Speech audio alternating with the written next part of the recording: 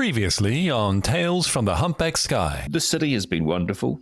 We've made so many good friends, the portal wizards, everyone loves us. But I think we're done. It's played out. Ridge takes Salvadus' sword and throws it down the alleyway. We do not have any time to fuck around. My name is Father Pyrex. We begin our journey into the Humpback Sky. I have come from my slumber to lay Sabrice next to her husband. I am Professor Eskerhal, and I am trapped within this blade.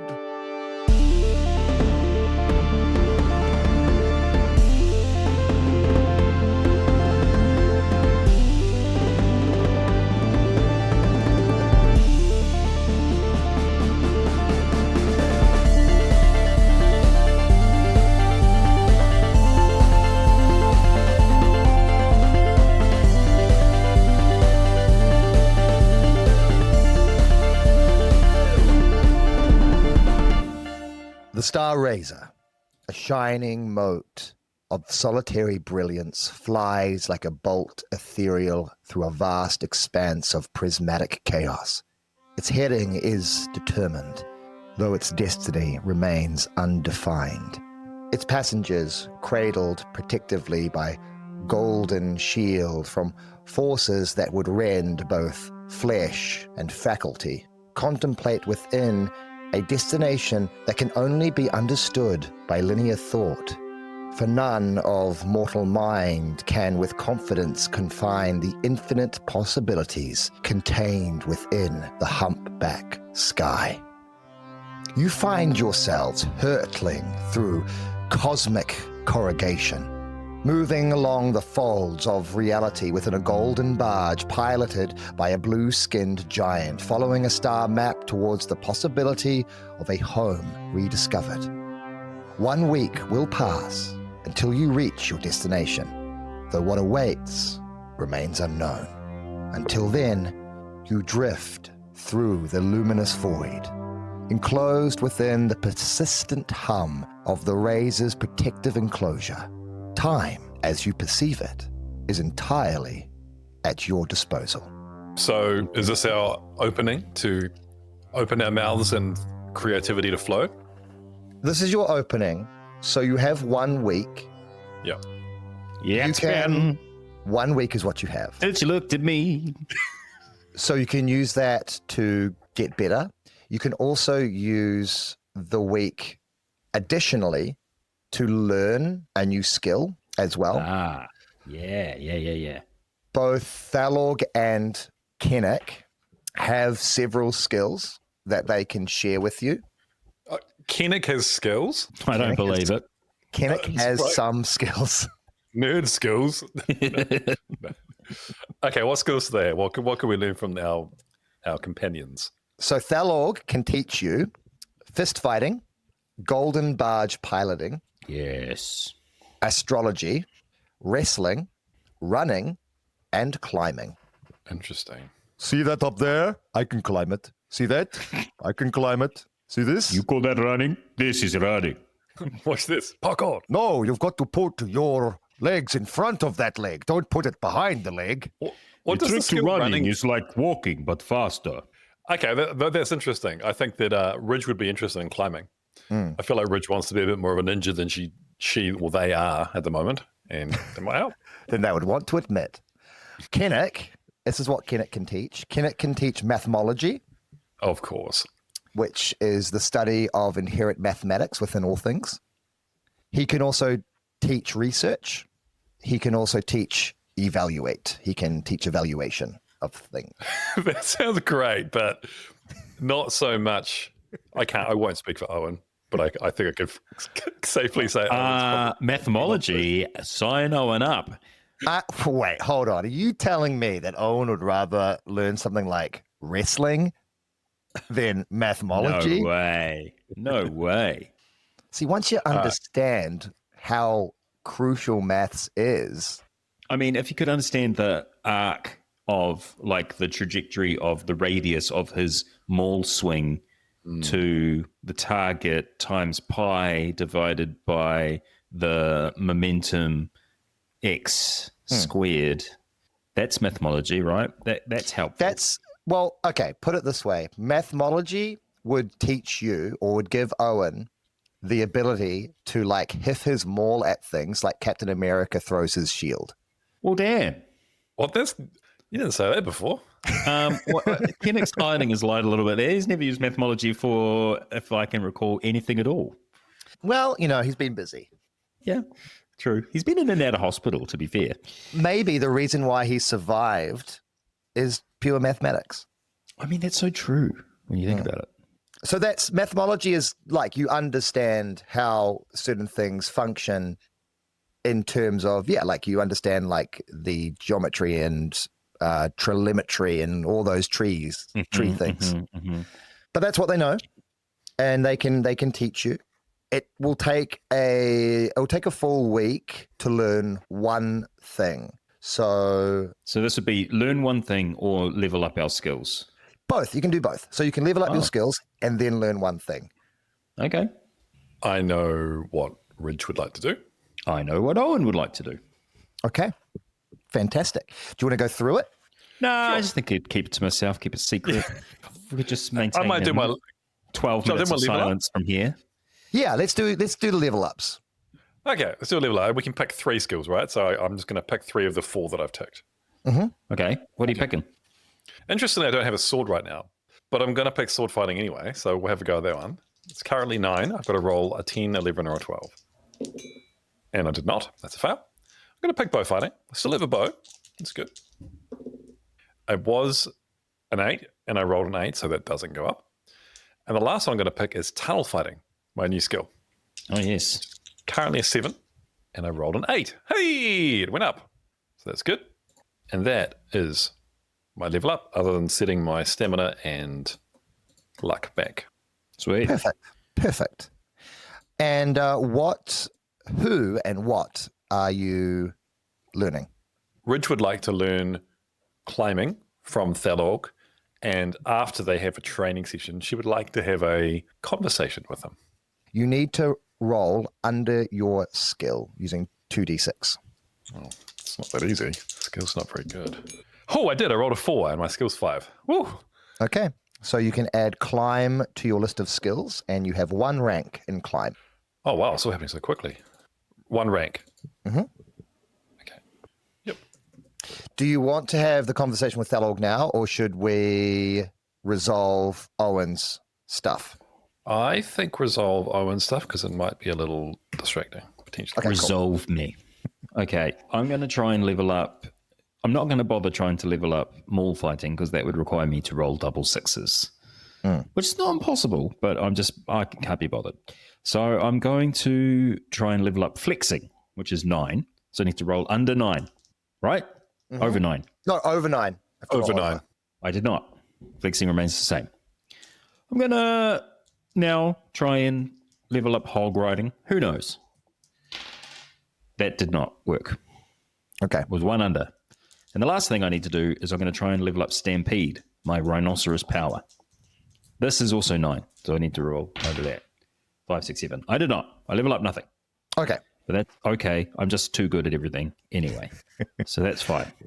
And who's teaching you and what are you learning? Owen would like to learn how to fly the Golden Thunder Bum. What's it called? The Golden Barge. Yes. Oh, of course. Fantastic. And obviously Thalorg will teach him how to pilot that. He'll take you through it a lot more methodically and a lot slower. Okay. Yeah, roll under your skill. Okay. My base skill is 6. Base skill. So rolling under that is going to be an achievement in and of itself. And I rolled 10, so no. Okay. You're a precocious. It's difficult. I fall asleep during the lessons. Is what happens. Thalorg's up there like, don't you forget to stand on the oscillator while you put the perambulator into G. And Owen is just asleep. Yeah.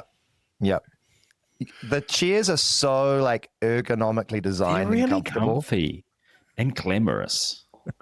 If Thalorg pilots like a wizard, like an intelligence-based way to do it, I feel like Owen's going to have to be like a charisma-based, just intuitively. They'll work it out. How complicated can it be? Just You're hands driving over through eyes.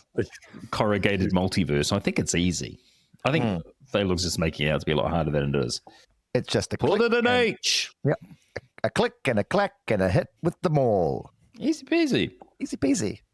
Here we are. Look, yeah, we all know that Owen does not have the patience to listen to the fine print. So I think learning to fly an interdimensional spacecraft might be beyond him anyway.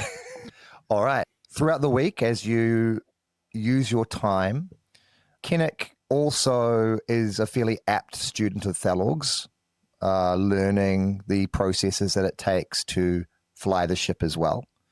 He didn't want to learn more fighting? I could teach him more fighting. You know what? Can you roll trying to convince him? I want you to roll 2d6s and add your skill to it. 14. Okay. I think you've convinced him. He's not sure at first. He's a little hesitant, but I think with your persistence and also your general kind of slightly intimidating demeanor and charisma. But it's also like, Kennick, you got to really think about this, mate. You need to look at your recent history and ask yourself, if I had some points, if you will, in maul fighting, could I have maybe not gotten as stuffed up physically as I did? If you're going to be hanging with the big boys, like me and Reggie, baby, you're going to have to learn how to protect yourself with a lot more than the current nothing that you wield in battle. So I'm thinking, what's the harm in training? We've got a week. Step one, just try and pick it up. Okay.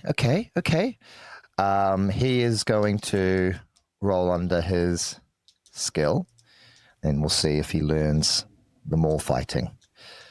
So Kennick has the long sticky part is the part you touch. The big bumpy end. That's the hitty part. Every NPC in Troika are very simple. Some NPCs you can load out with specific things, but most NPCs just have a base skill, and that kind of covers everything. Kennick's base skill is a 6.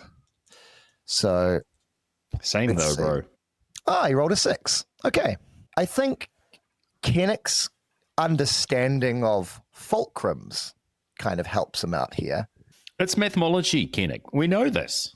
And after a week, he not only has been able to lift it, although a little shaky, he's able to get a couple of swings in before he's out of breath and has to sit down.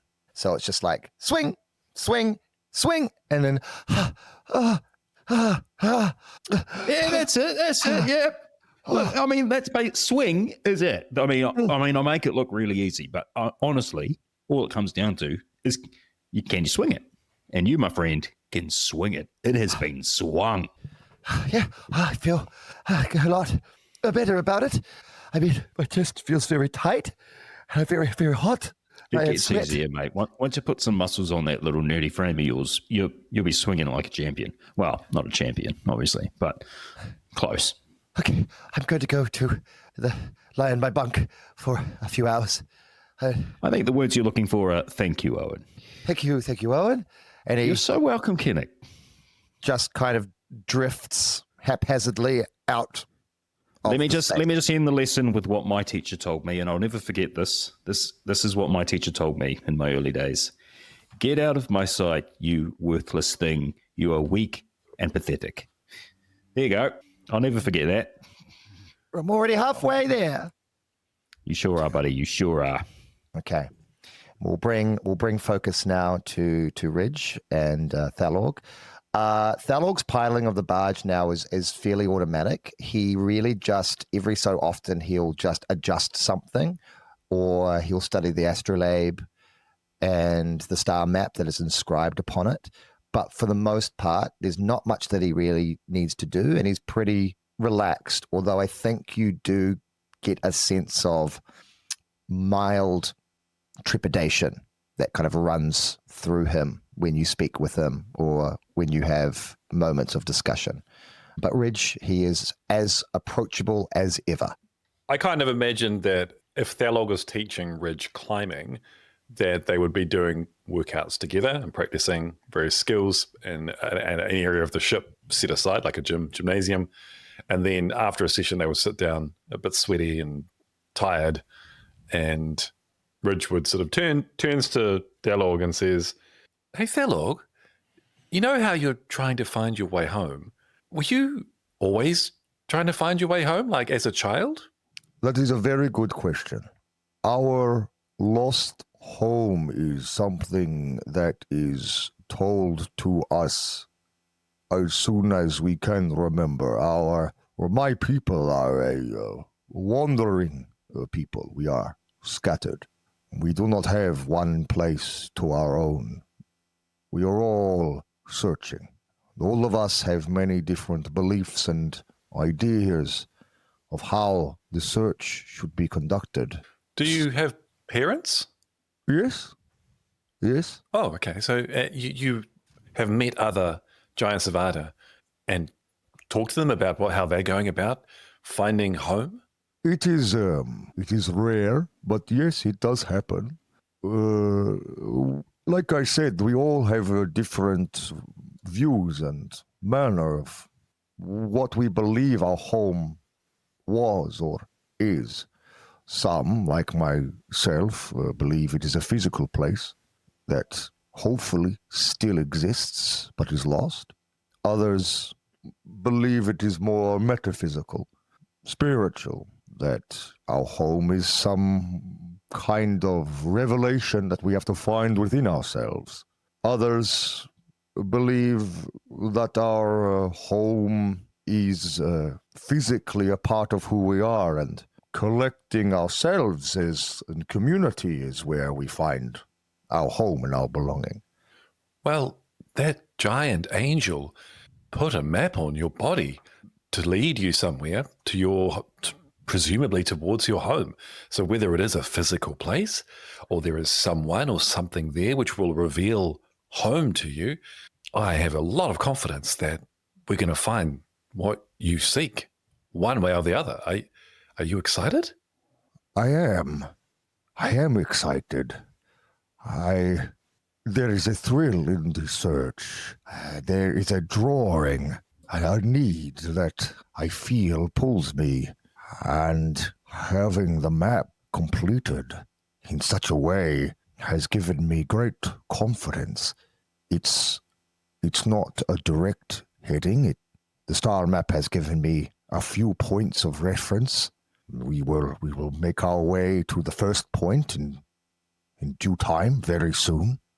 I am cautious, though. Angelic beings although they are not demonic, they are still things and beings of chaos, and they have their own, what is the word, purposes, their own designs. True. Well, I did ask for a weapon to destroy demons, and I got it. I mean, look at this incredible bow that I have. But to get it, I did have to go back in time and almost get killed by Solvadus. And then his sword, which was being tracked, and people came to kill me, and all kinds of terrible things have happened because of it. So I think you're right to be a bit nervous about things. Is there anything else that you're nervous about? Because you've been a bit weird recently.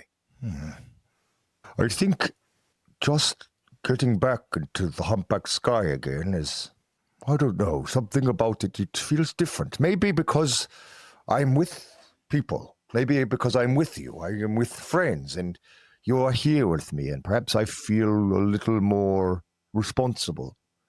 Not that I am saying that you are not capable of taking care of yourselves, but it's just the other times that I have searched, it has been on my own.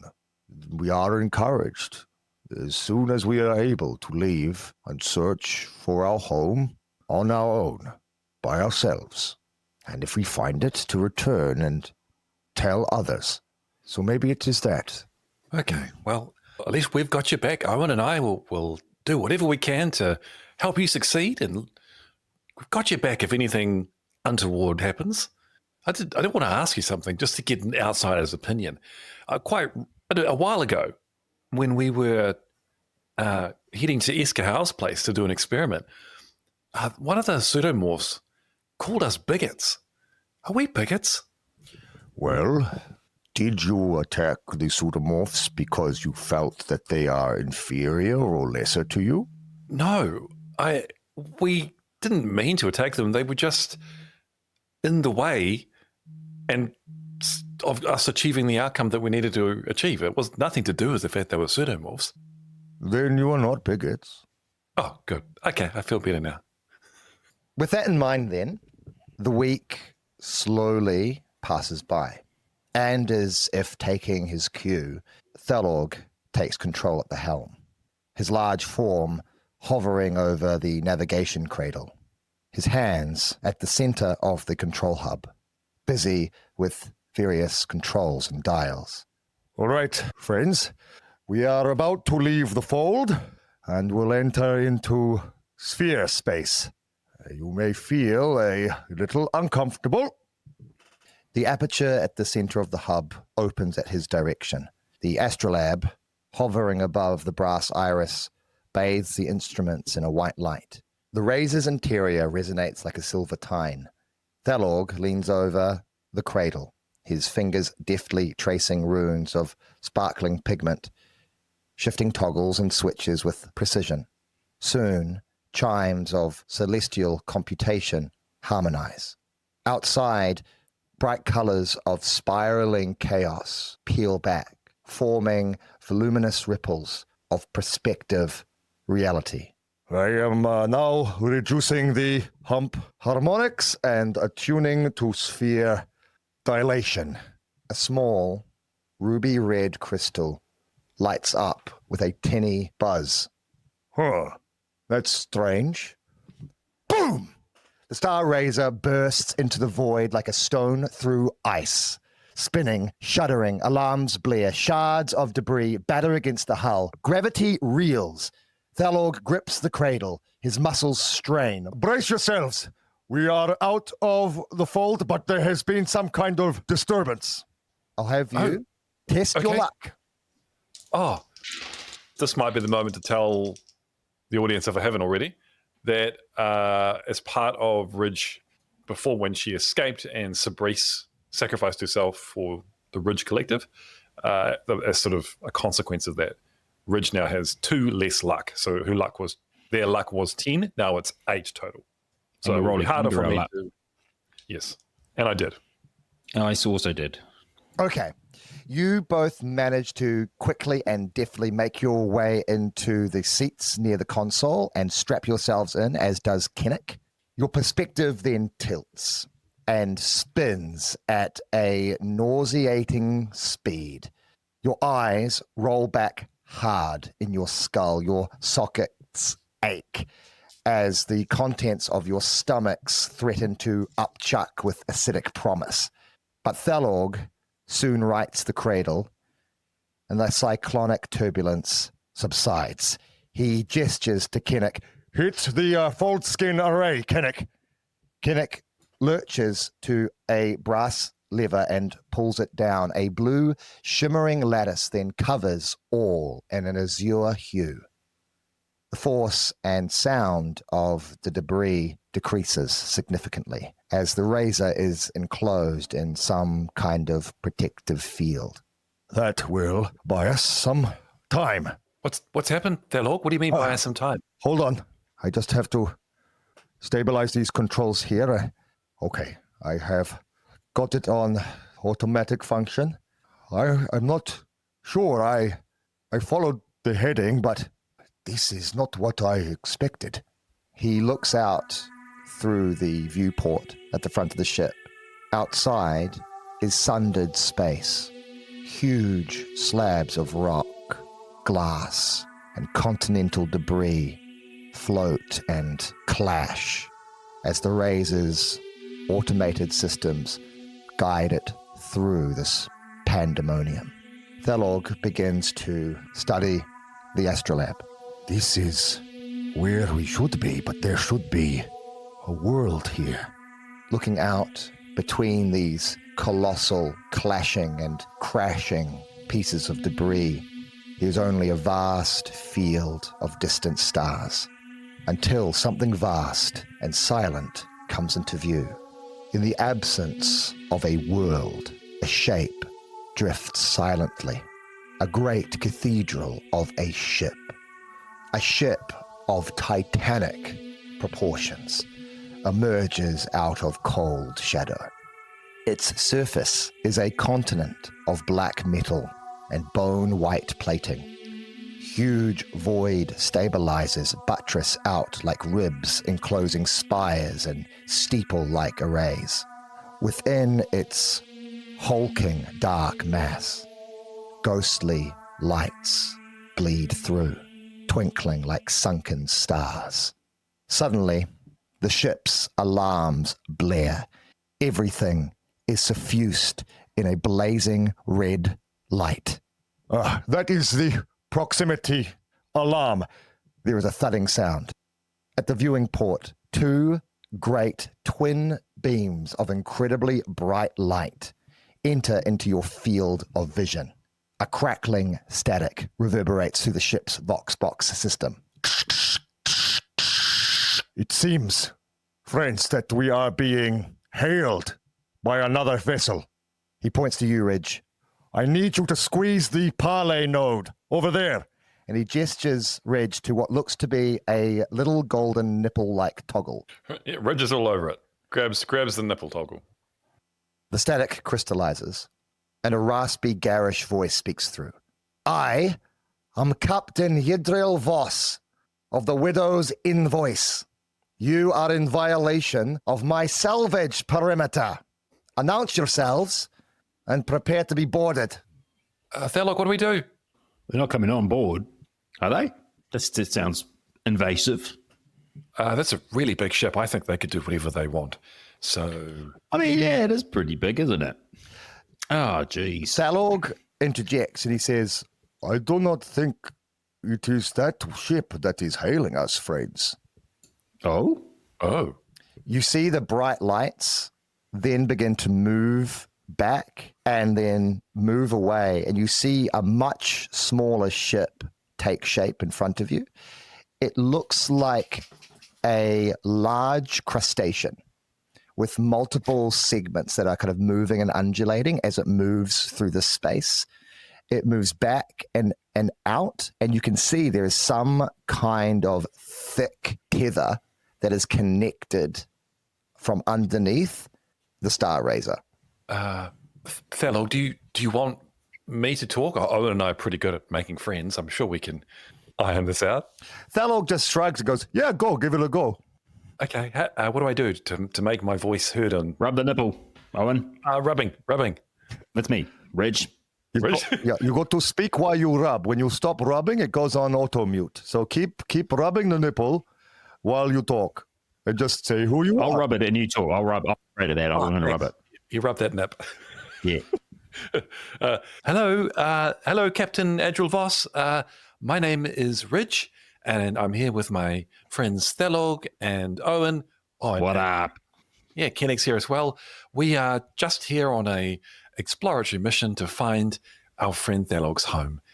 Is it okay if we explore this area a little bit? We won't take any of your salvage.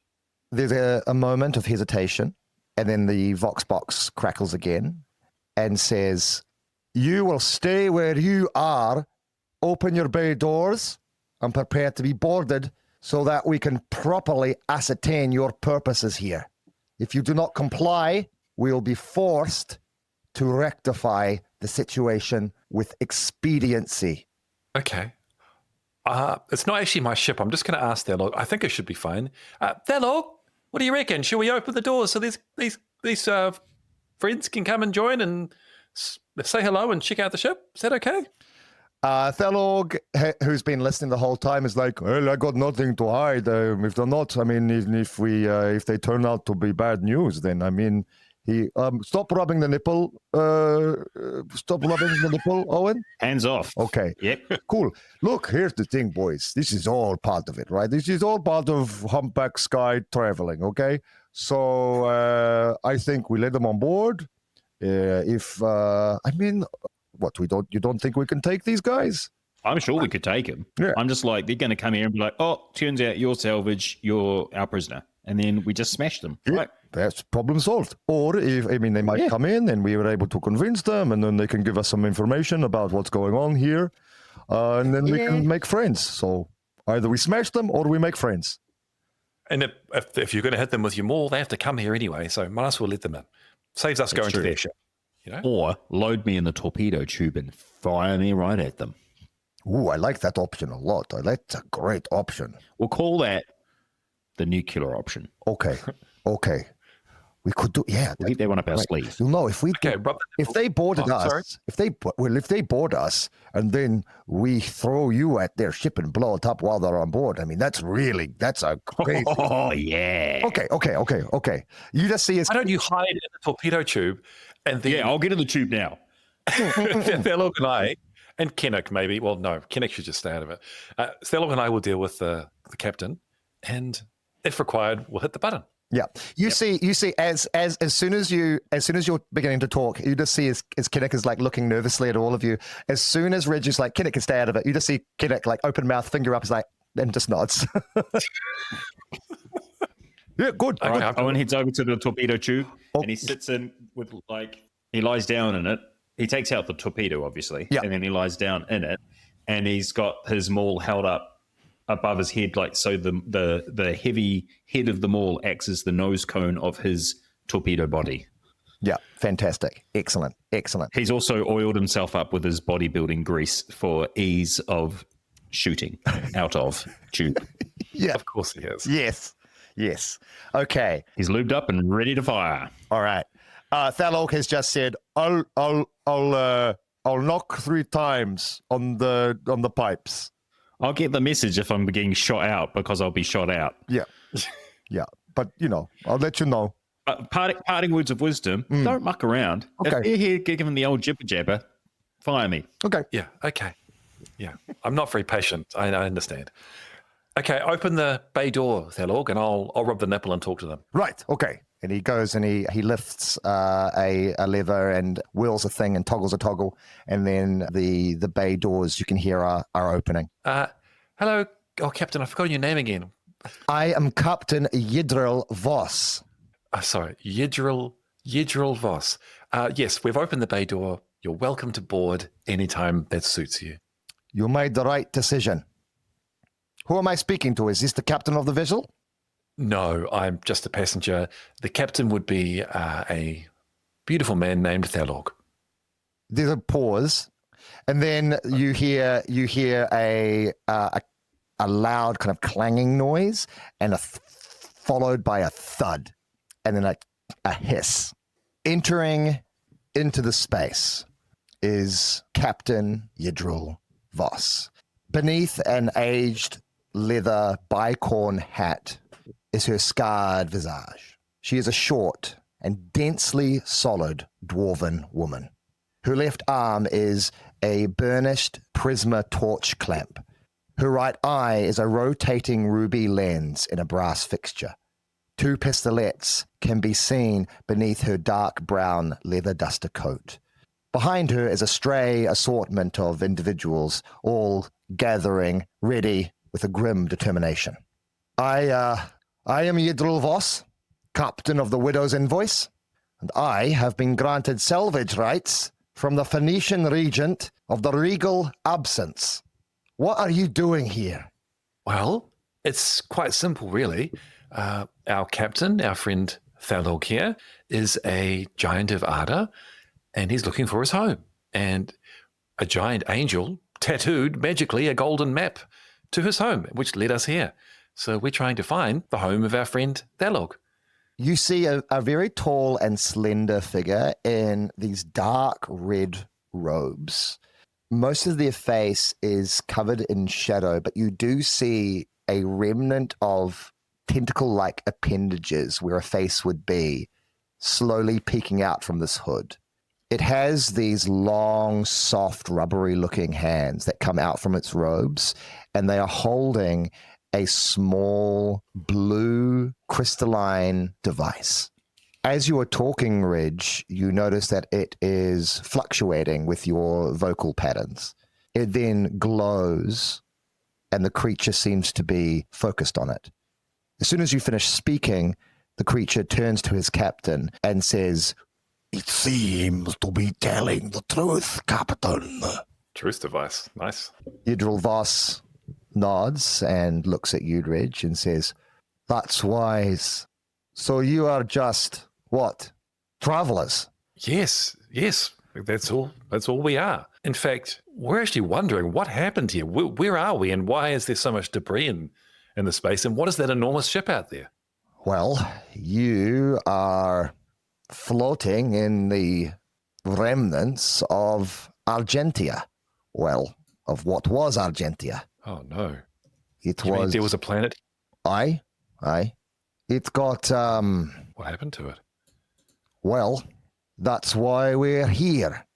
But from the looks of things and from the looks at the vessel, the planet got excommunicated. What do you mean excommunicated? And by the way, what is Thalorg doing hearing this? Thalorg initially was sitting back in his chair, like almost enjoying the moment, as if he's like, yeah, this is exactly how this was meant to go. And he's like, it's like he's been in this situation so many times. He's like, yeah, this is how it goes. Okay. But as soon as she reveals this, he sits up quite straight and his countenance becomes quite severe and determined. What do you mean excommunicated? How does that explain a planet being destroyed? Well, I'm not really the religious type, but from what I understand, once the conclave is done with our world or deems it worthy of destruction due to infestation, it destroys it. Did you say the conclave? Oh, no.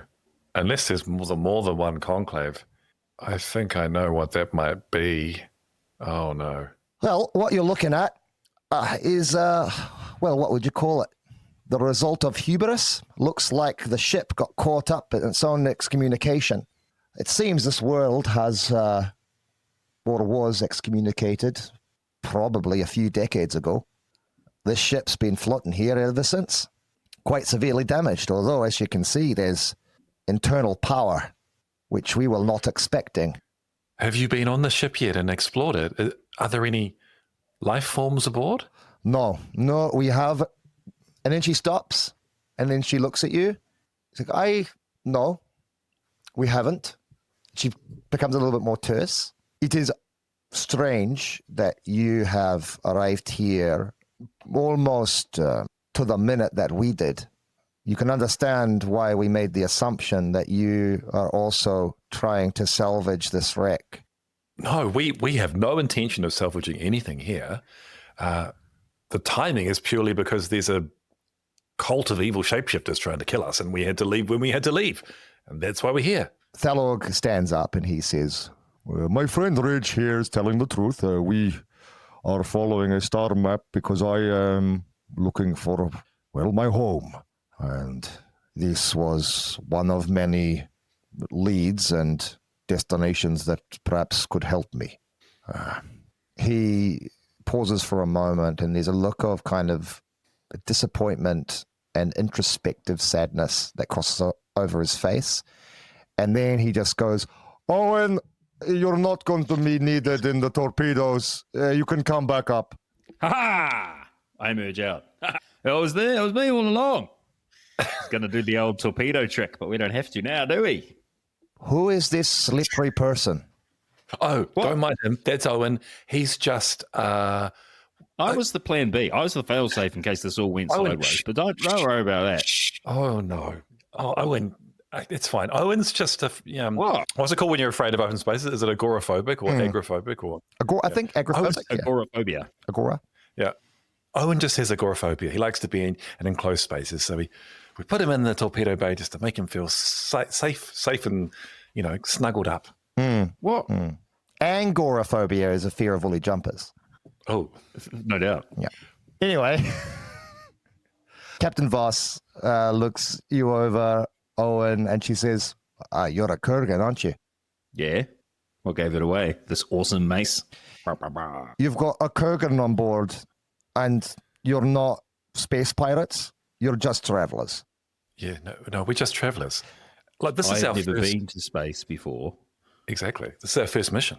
She turns to the squid creature in the robes, and she says, Master Quentin, is the orb working? Is it malfunctioning? And he says, No, mistress, it is working within its defined parameters. They are telling the truth. They are simply travelers.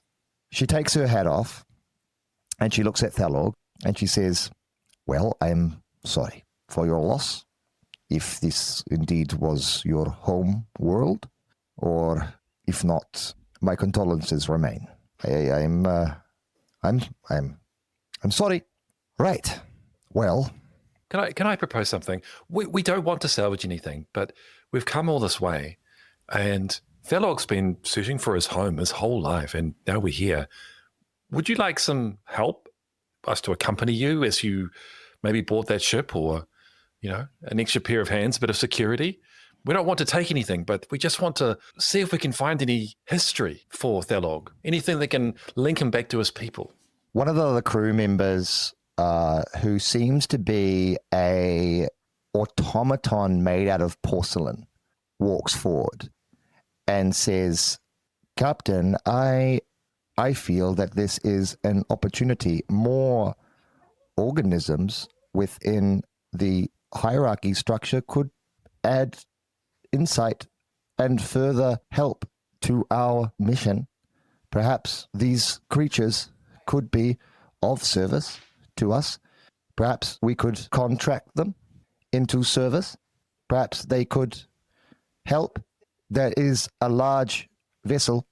It would take us many cycles to explore and extricate, and it being a conclave vessel and of demon stalker origin, there is likelihood to be the potential for hazardous organisms on board.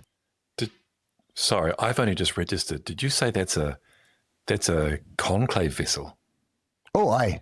That's what blew up the planet. Right. Okay. Just for full transparency, I used to be a demon stalker.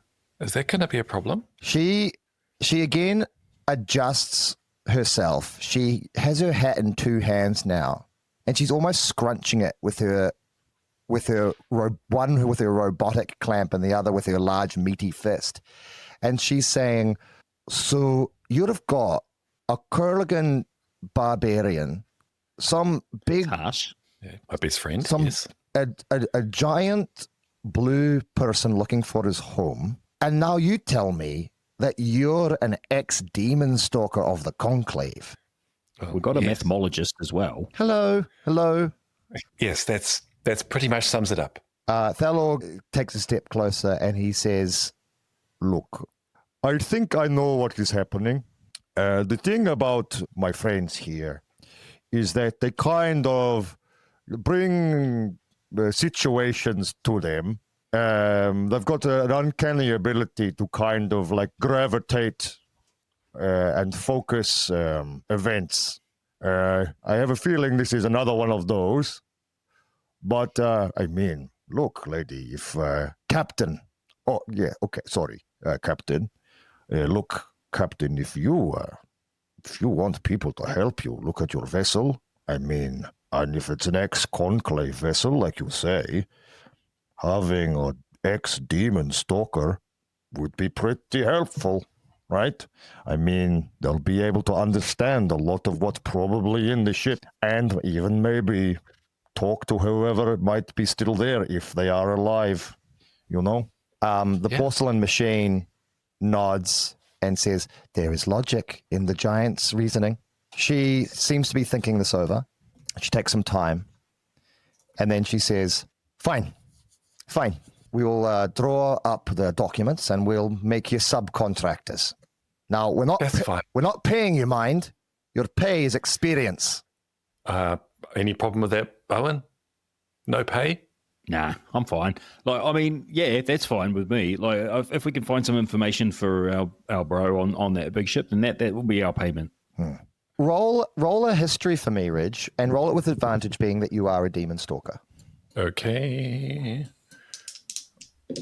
That's a match. Just to see if I do double ones. That's like a super success, isn't it? Skill check. It's definitely a super success. So, I mean, what you kind of are beginning to remember and put together about excommunicate vessels is that their sole purpose is the destruction of worlds, usually worlds that have suffered demonic taint. But now that you are seeing things from a new perspective of the Conclave, you get the idea that, I mean, if the Conclave just doesn't like a world, they'll destroy it. But what seems to have happened certainly matches what Captain Yidril Voss has said. It seems as if in the process of destroying this world, the ship was caught up in the explosion itself and has been damaged and has since then been floating in this void for a decade, caught within this kind of strange gravitational influx, within this pandemonium of refuge and debris from this broken world. Do I know anything about these kinds of ships? How many, demon stalker conclave people might be on board?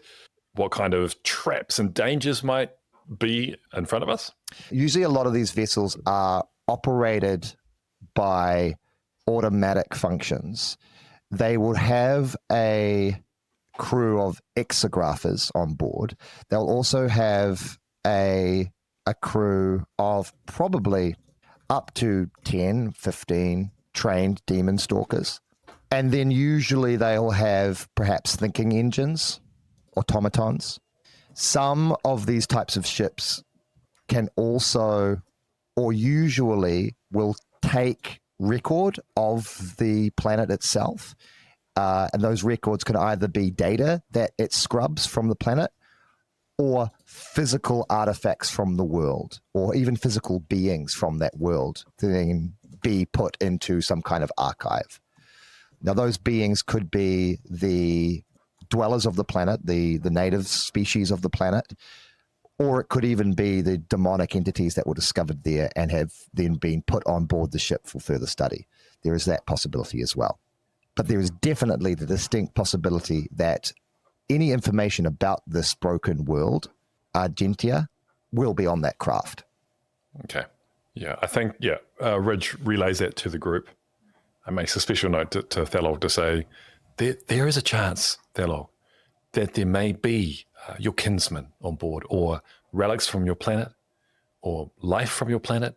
At least there'll be something to tell us about why the Conclave came here and did this. And I do want to say I'm so sorry for what they've done to you. I'm disgusted that I was ever part of that organization. Thalorg nods, and he looks at Captain Yidril Voss, and he says, well, I am in, as are my friends.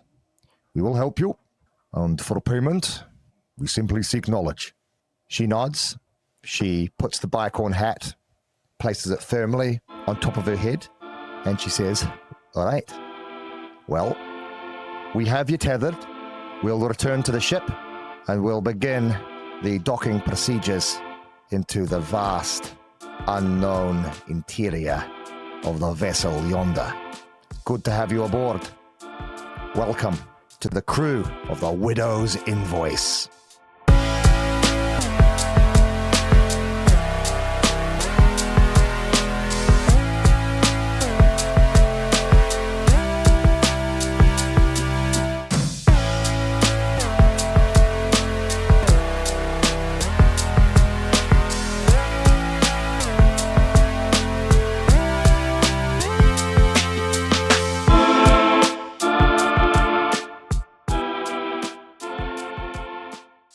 Enjoying Tales from the Humpback Sky? Rate, review, and follow wherever you get your podcasts from. It helps more than you think. Thanks for listening.